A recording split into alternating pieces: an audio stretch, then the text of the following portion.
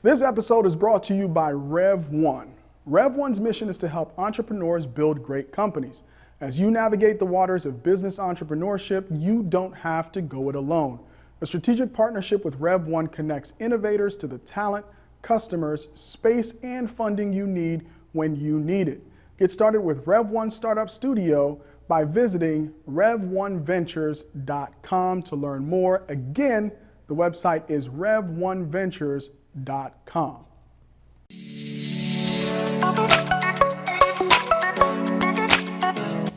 614 Startups Nation, welcome to another episode of the 614 Startups Podcast. My name is Elio Harmon, your host, and I'm back in my favorite seat in the world.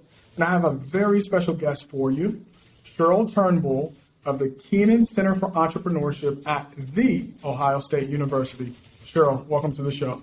Thanks so much. Glad to be here. All right, awesome. Now, we met as I was doing some planning for an event series that we're hosting at Gravity. I was reaching out to people in the community. I thought, man, we should get some folks from Ohio State over to the event. It's a great networking opportunity because that's a big part of what we do here at 614 Startups, which is connecting the community. And then you automatically went right into your role, which is helping entrepreneurs connect with capital and potential venture partners. But before we get into your day job, we got to get to know you a little bit. So why don't we start with a bit of the personal? Who is Cheryl Turnbull? That's trouble. So yeah, lots of roles I play. So let's see, I was born in Chicago, but followed my dad, who ended up getting a PhD at Ohio State. So that's how we ended up in Columbus. I grew up here, went to college at Miami University in Oxford, Ohio, and then didn't come back to Columbus for, another maybe 15 plus years. So lived in Chicago for 7 or 8, New York City for 7 or 8 years. I worked in mergers and acquisitions, and then moved into private equity when I was in New York, and loved that, but started to have a family in New York City. It was really hard to have a family in the city. And so we decided that if I was going to do a commute, I'd rather commute from someplace that was more affordable. And we have always loved Columbus, and so came back and have raised our family here and have found some really fabulous opportunities. I worked in mezzanine. I worked in venture capital. I worked for a hedge fund. So I really came from kind of that investment sort of background. And as things were, there was just kind of like a point in my life where I was looking to do something different. And I heard of the Technology Commercialization Office at Ohio State.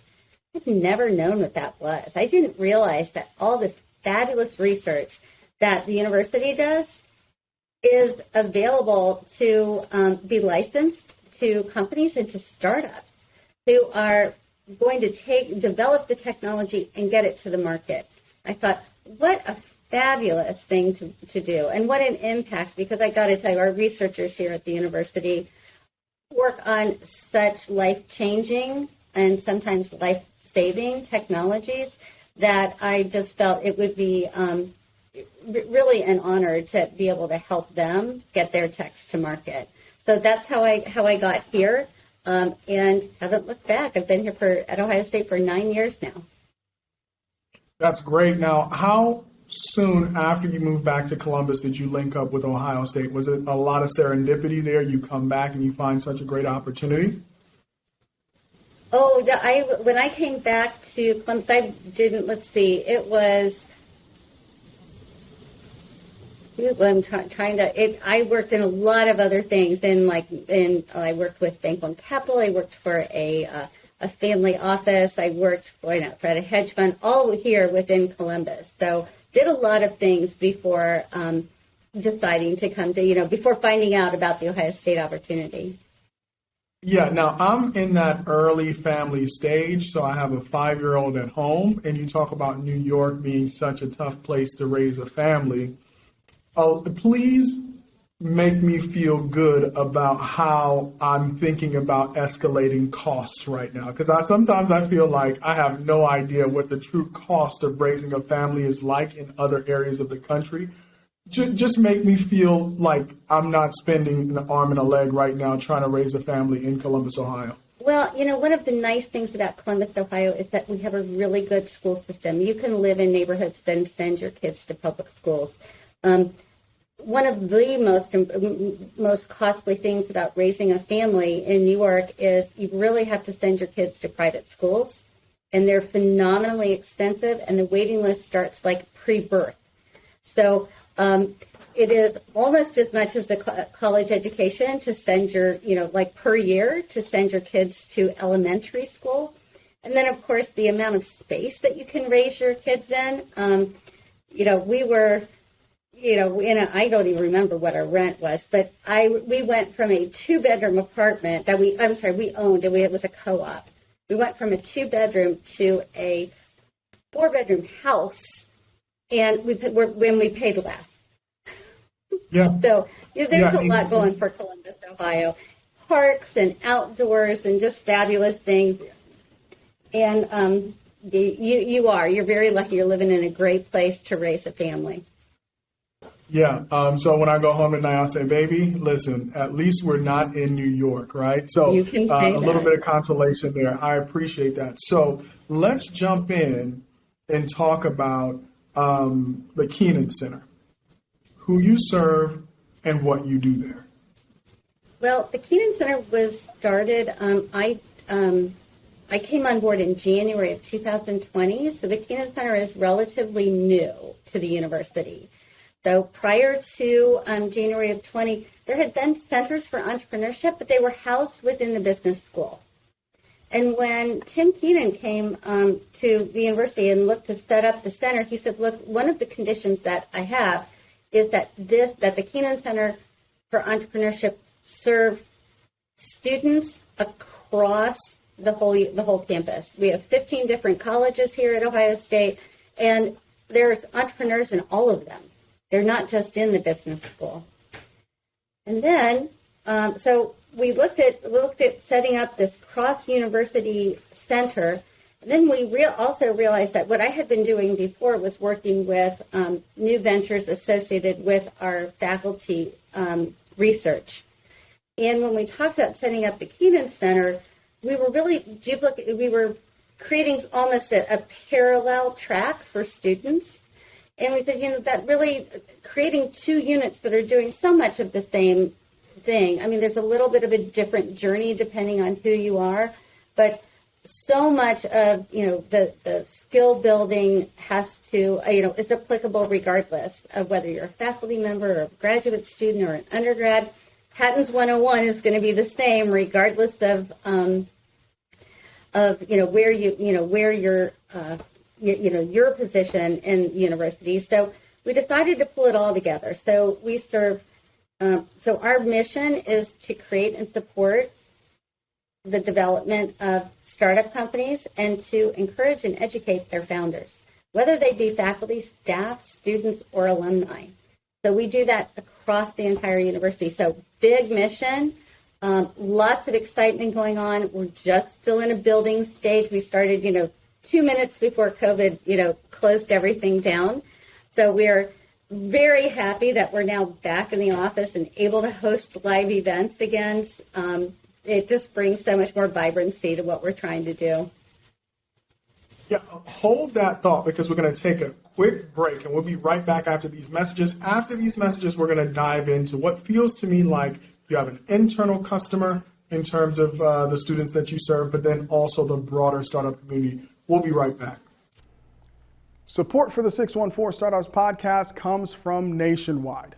Nationwide's mission is to protect people, businesses, and futures with extraordinary care. To help fulfill that mission, Nationwide is looking to invest its $350 million venture capital investment fund in InsurTechs that will help them create new and exciting products and solutions to meet the needs of their customers. If you're interested in partnering with Nationwide's venture capital team, visit nationwideventures.com to learn more. Again, the website is nationwideventures.com. Nationwide is on your side.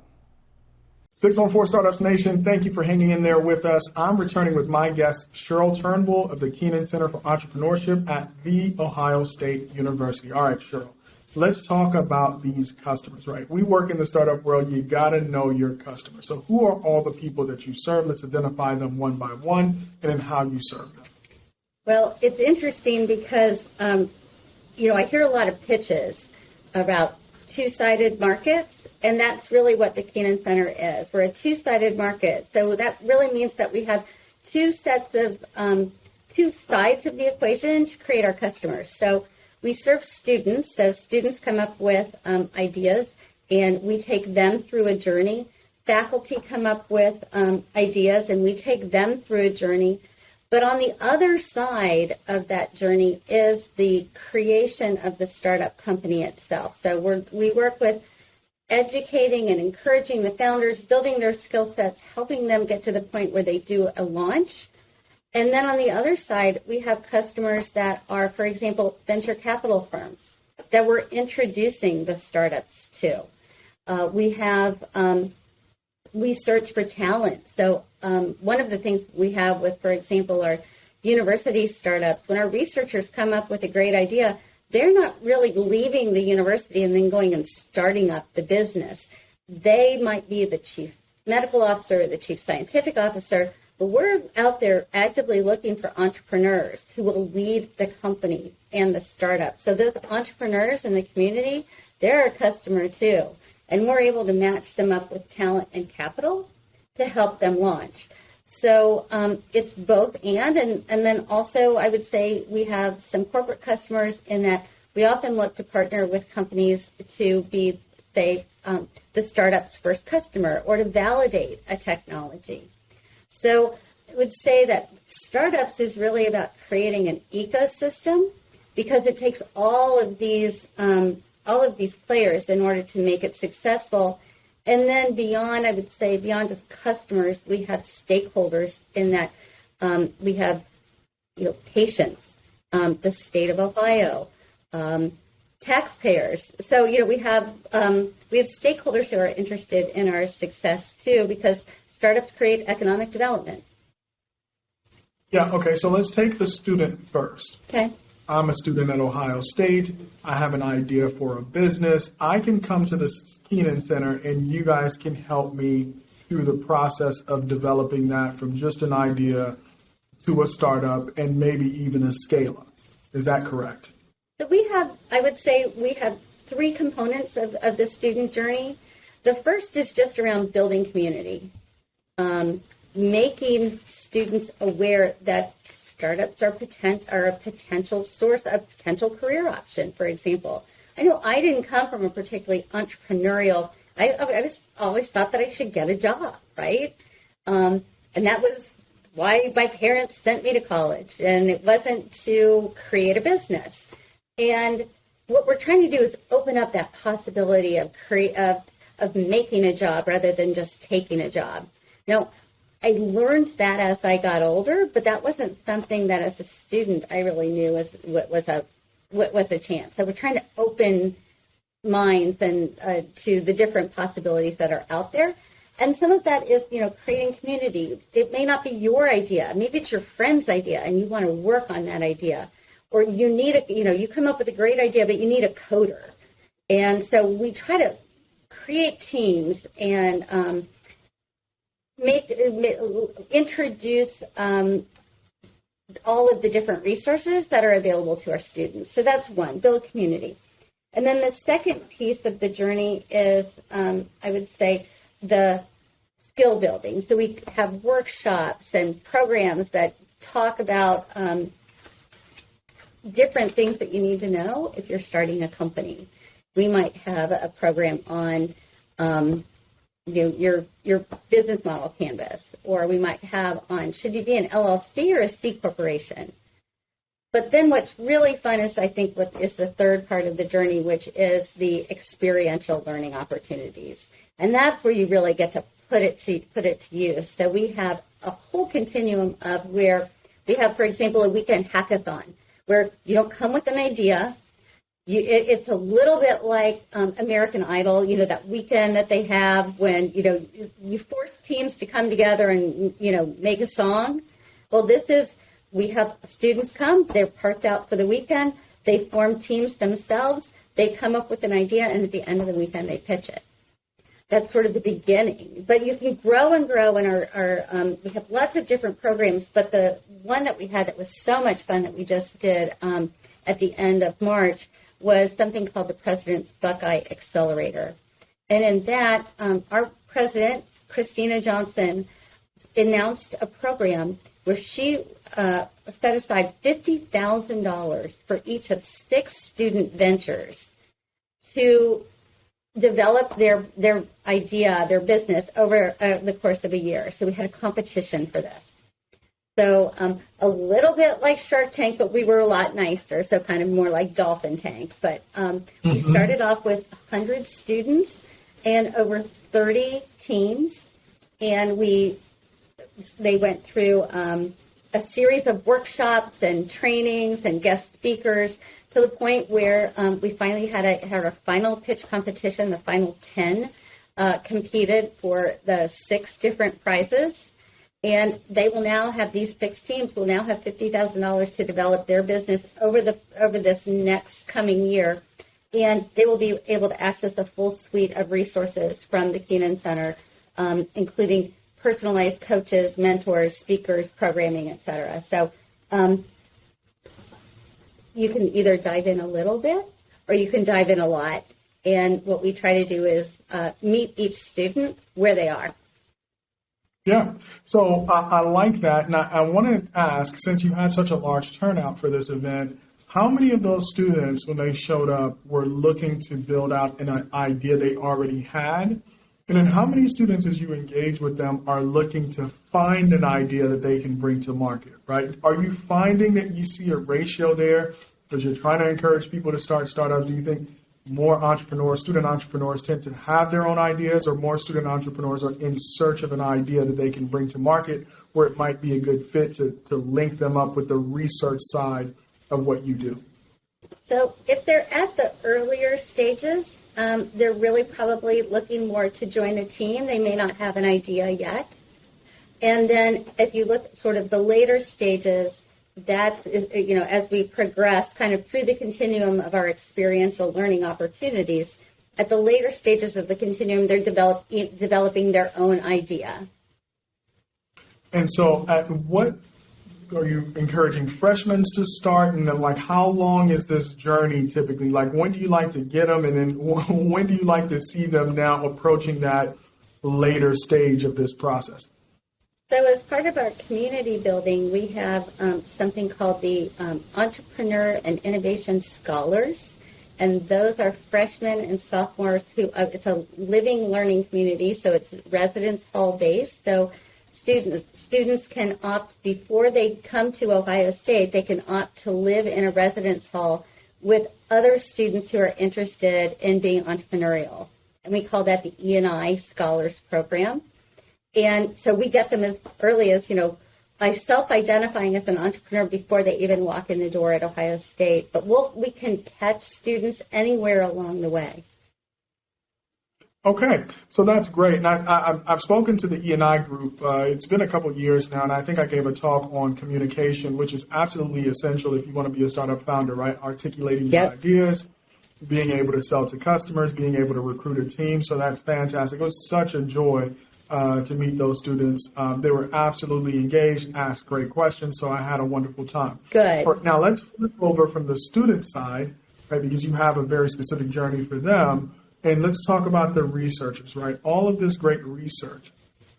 And I hear all the time that all this money goes into research, but not a lot of that research actually reaches the market. So why don't you set the tone for us, just so we have some frame of reference for how much of the research at universities across the country, or maybe specific to Ohio State, is actually coming to market, and how much of that research has commercial applications that you're trying to ultimately get to market? Well, one of the things about a university is just that intellectual freedom that our researchers have. So I would say there's a lot of really basic research that is done at universities across the country that may not have immediate commercialization application, but is laying the groundwork for something like the internet. Sometimes it's so early that by the time, so I want to say, may not be remembering this exactly, but it is something like a university had developed touchscreen technology, like back in the 60s or 70s. Patents only last for 20 years. So by the time that the rest of the world had caught up with this cutting edge technology, the patents had all expired, which was great. Everyone can use touchscreen technology now. They don't have to pay a royalty. So it's so a lot of the research done at a university is a contribution to society. So we don't expect that all our research dollars will turn into a commercially viable technology immediately. So generally there's a path to market. But to give you sort of an idea, we get approximately 350, call it, invention disclosures a year from our faculty. So when a faculty comes up with an idea, they tell our office about it. That's called an invention disclosure. We look into kind of how do we protect that intellectual property? Our technology commercialization office helps our inventors through that whole strategy and how do they do that? And then approximately maybe 20% of those technologies, the Keenan Center ends up looking at as being potential that has startup potential. And startup potential really means that the technology has developed to the point where there's no more research dollars available to fund it, but it's not ready for the market, where really private capital needs to step in and mature that technology to the point where it can be sold as a product or a service. So that's the niche that we're looking for as a potential startup company. And so I would say, so that ratio of 20 out of 350 is, a good number. 20% of the 350, so approximately, 70 startups a year, if I did the math right, or 70 potential technologies a year. But then as we develop all of those, not every one of those becomes a startup company. It goes through a process of customer validation. A lot of times we have research that looks like a solution, and then we have to go out and find out what problem does it solve. So, for example, and these are fun stories, I will say. So, one of our inventors had come up with a sensor that could detect bacteria, and in a short period of time, and identify it. And it was being used. The sensor was developed in order to assess whether organs that were explanted, to make sure that they were clean prior to implant. That's a great technology, obviously, if you're getting an organ transplant. But if you can detect bacteria in real time like that, it probably has a bigger application in, for example, detecting salmonella in the food chain, or determining, if your spinach is carrying E. coli. So there's a long pathway between here's an invention and a successful startup company. And what's so interesting about that is some of the conversations that we had like very, very early on, right, about some of the technology that you've developed. And I mentioned that unfortunately I have personal experience with stroke and my mother passing away after a massive stroke, right? And you immediately said, oh my God, we have researchers working on stroke technology, and they have this idea and they're going to deploy it with paramedics.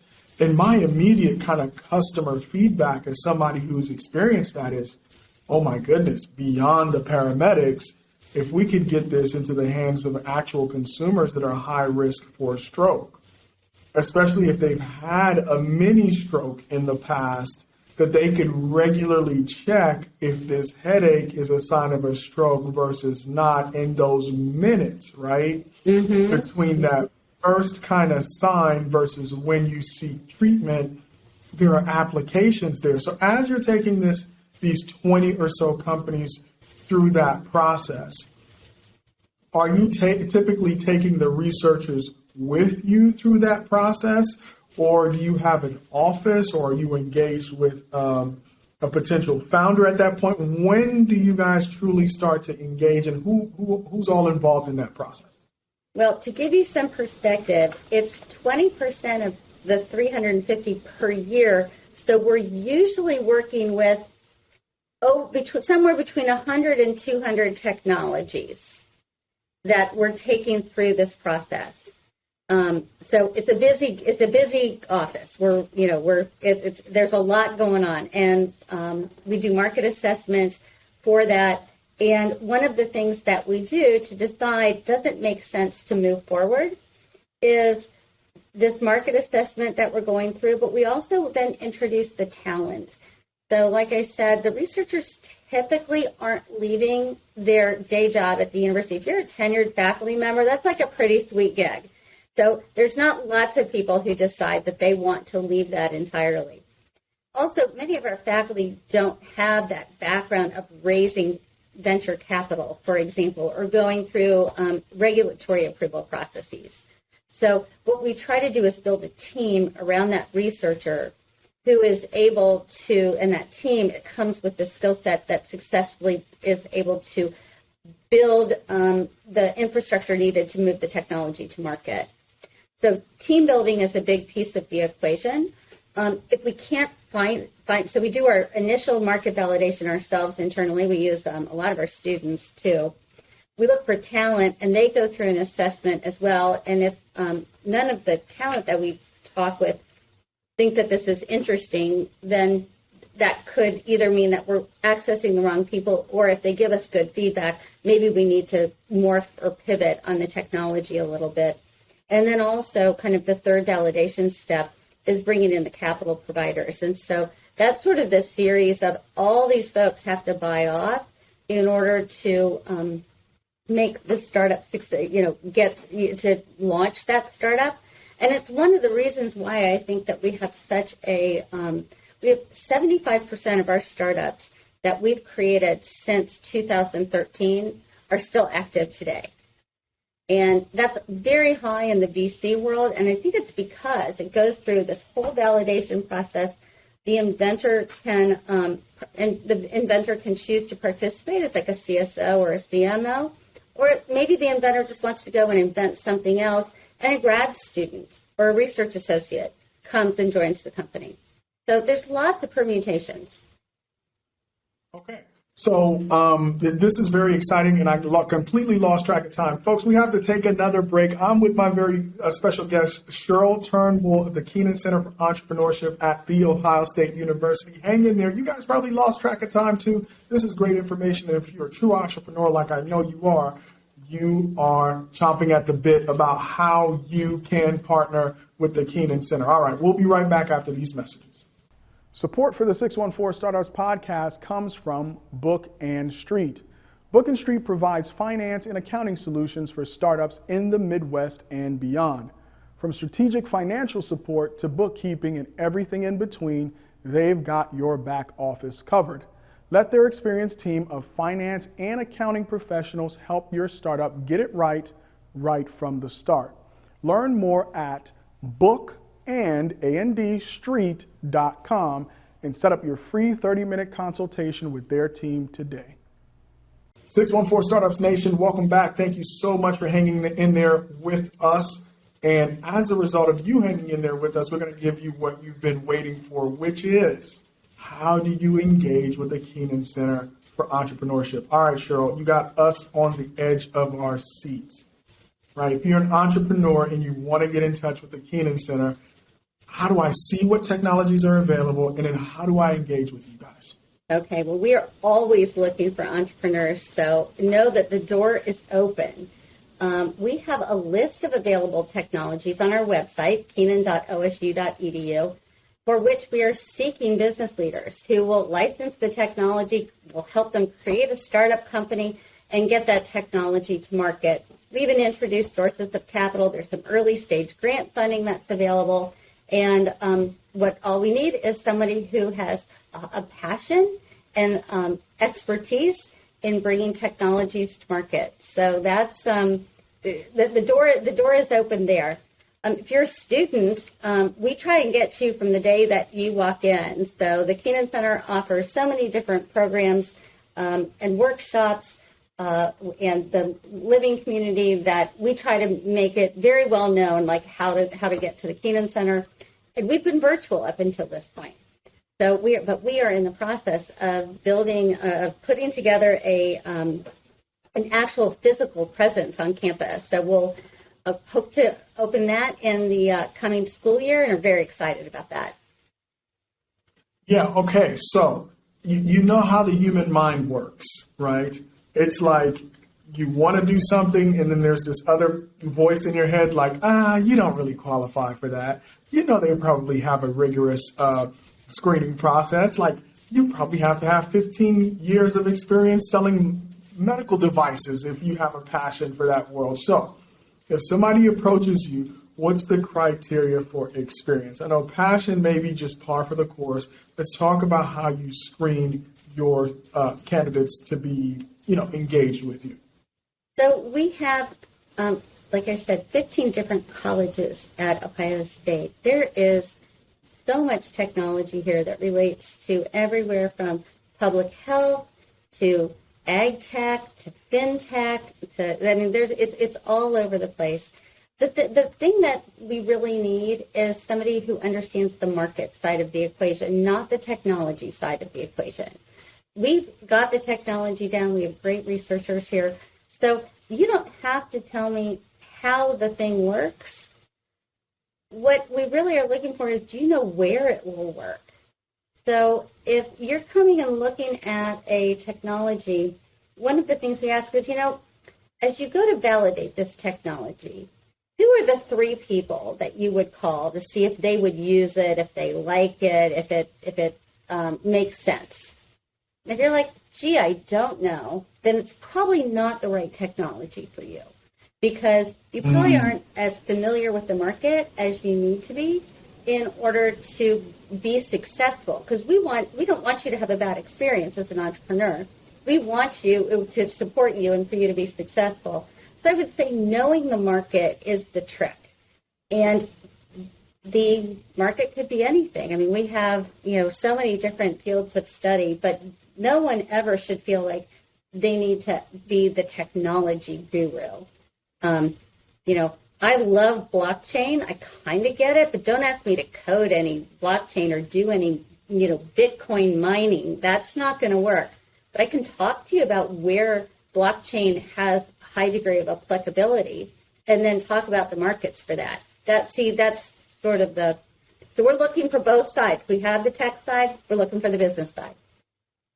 Yeah, and so let me try to pull out a real world example, and you smack my hands if I completely miss it, because I am representative of the audience. Maybe the audience is much brighter than I am, but let me do my best. let me give it my best shot. Okay. So let's say you have a blockchain that provides for faster creation of NFTs, and you're approached by a startup founder who's a gallery owner, and they really understand artists, and they really understand that NFTs and creating art and using NFTs as a new market for art, that is kind of somebody who would be like, okay, we need to continue a conversation with this person because they know the art side, they're a dealer, and they know the buyers of art.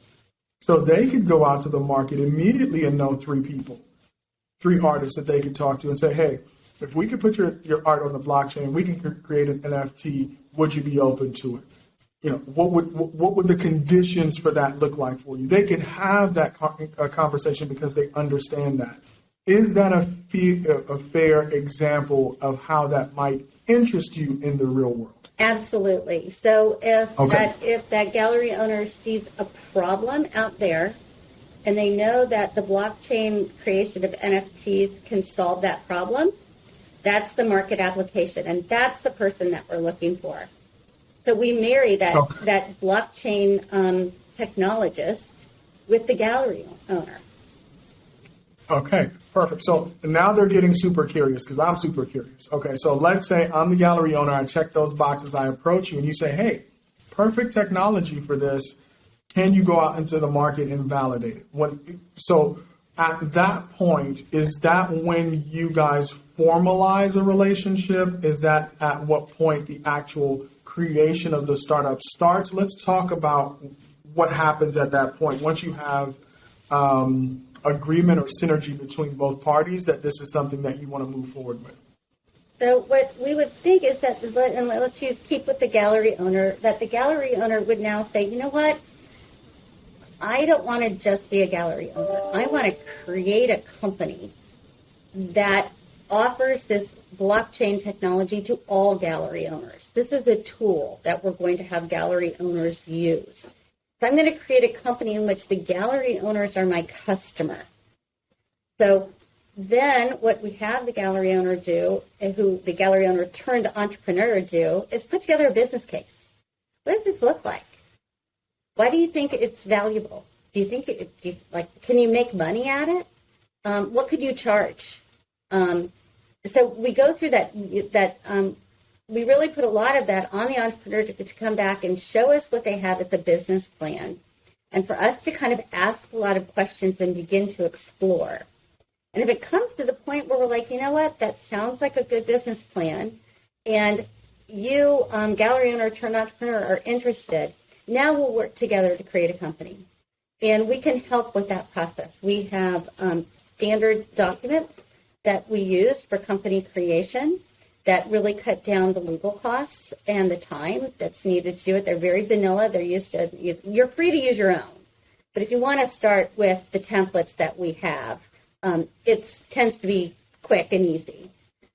We also work with law firms that have raised their hand and said that they will work with startup companies. And they charge either, certain, maybe a reduced hourly rate at the beginning or a certain number of hours for free, so that company creation is fast, it's inexpensive, and it's done with a lot of the thought that you need to put, that needs to go into creating a startup at the beginning. Okay, so let's talk licensing. And I know that's another world, and if we need to get legal people involved, we'll probably do another show with the legal side of licensing.